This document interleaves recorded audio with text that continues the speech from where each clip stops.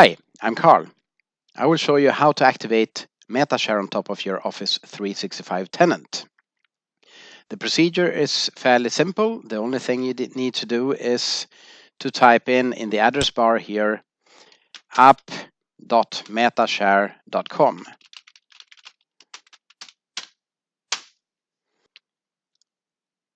And here you need to sign in with your username and a password. The important thing here is that you should, as you can see in the screen here, you can see that I am in a private browsing mode. And you should also log in with your global admin account that has the permissions required to accept and approve the sign up. So I click on sign in.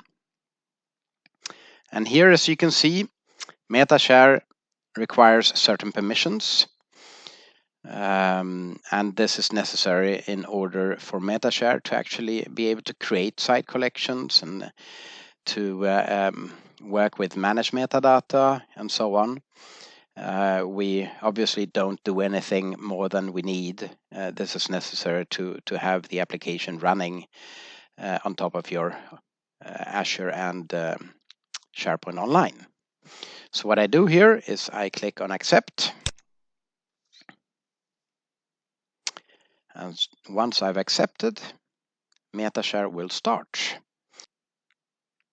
This is where you get to. So this is step 1 out of 3 in this configuration wizard. As you can see in the orange bar at the top, once again, we emphasize that you use private browsing and that you don't use your personal system account. It should be a non-personal system account. What we show here is the information about your tenant. As we can see, I am now using a tenant called signup.metashare.sharepoint.com. That's SharePoint's root URL. The admin SharePoint URL is signup.metashare-admin.sharepoint.com. And we also show the SharePoint content type hubs URL. And lastly, we show the user account that I am logged in with. So this is, you basically don't need to do anything on this first step in the wizard. The only thing you need to do is read and review that the information is correct and you're logged in with the right user account. So I proceed and click on continue. Now we see that this account does not have the necessary permissions to configure the environment. And one of the prerequisites for this account is that it is a term store administrator.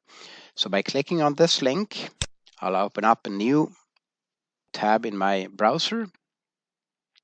And here we come to SharePoint's Central Administrators view, where we show the term store.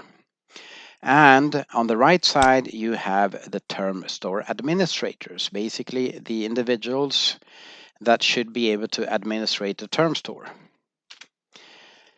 I fill in my user account here and go to the bottom of the screen and click on save. Once this setting has been applied, I can close this tab and get back to the MetaShare sign up. I'll just refresh the page again. I just click on continue. And now we see that the necessary permissions are set. Step 2 in the sign up is that for MetaShare to be able to run, we need to have a MetaShare content type published. And this is published through the SharePoint content type hub. So the only thing I need to do here is click on this publish button. It will open up a new tab on my browser. And in this tab, I get automatically to the page of the publishing of this specific MetaShare document content type. And I click on OK. And it will now publish this content type. I close down this window and as you see directly, now I'm in step 3 of my sign up process. The only thing I need to do is click on continue and finalize. Now I will leave the setup wizard and be asked to give users access to MetaShare. So I need to log in here again.